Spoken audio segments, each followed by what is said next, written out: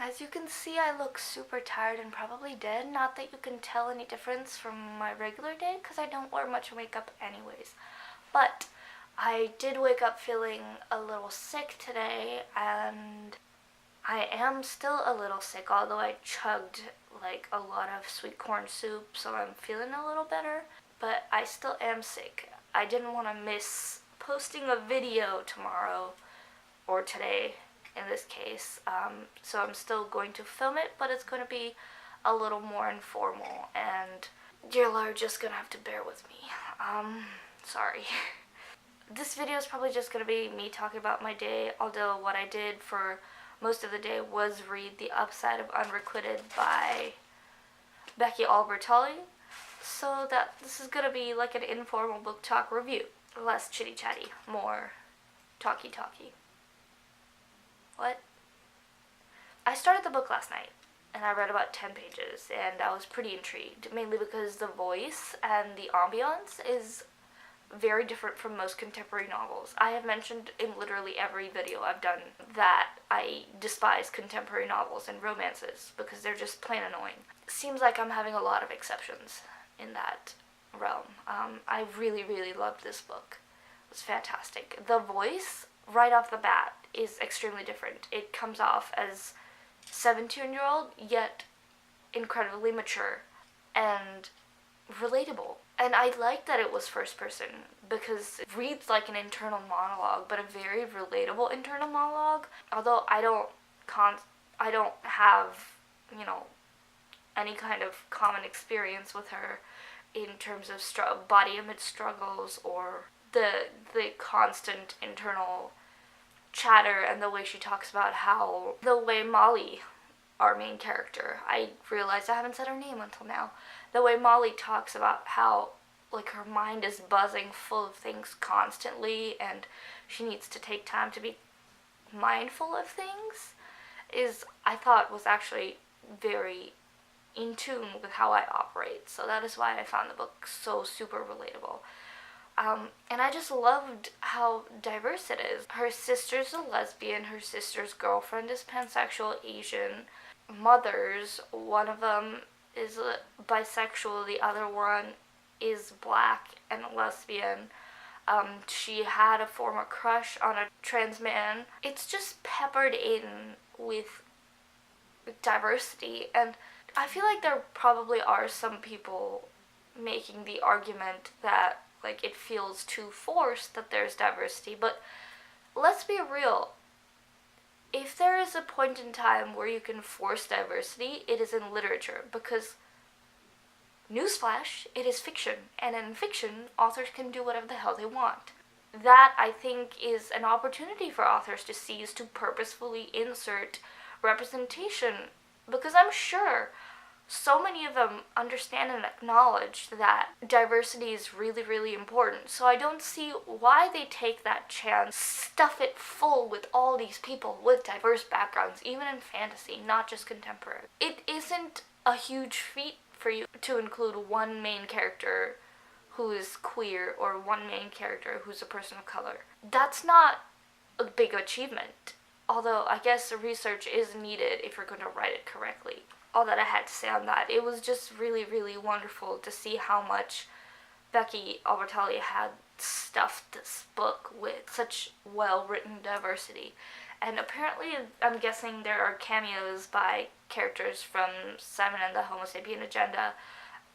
And now I want to read that book, because Simon, whatever 2 lines I read in there by him were super cute. And I guess Abby is part of that book as well. Either way, I'm hyped to read that book. If it's as good as this one is, I'm stoked to read it. Another thing I genuinely liked was just the dynamic between Molly and Cassie. I am a huge grudge holder, but with Molly's internal dialogue, like, it was so evident with how much she tried to hold on to grudges but couldn't hold on to grudges. And I found that really weirdly liberating. I'm the kind of person that from 10 years ago, if you screw with me, I will remember it. And so Molly's, lack of grudge holding was kind of liberating for me to read, especially with our sister. I think I need to be more like Molly in terms of how I operate with my anger. I thought this book also did a really good job of making this an open and realistic conversation about relationships. They're 17 and Molly's having her first relationship and first kiss. That's normal. It really is. 17 to get into a relationship is about as normal as it is to be in a relationship for the first time at 23, or as normal as it is to be in a relationship at the age of 15.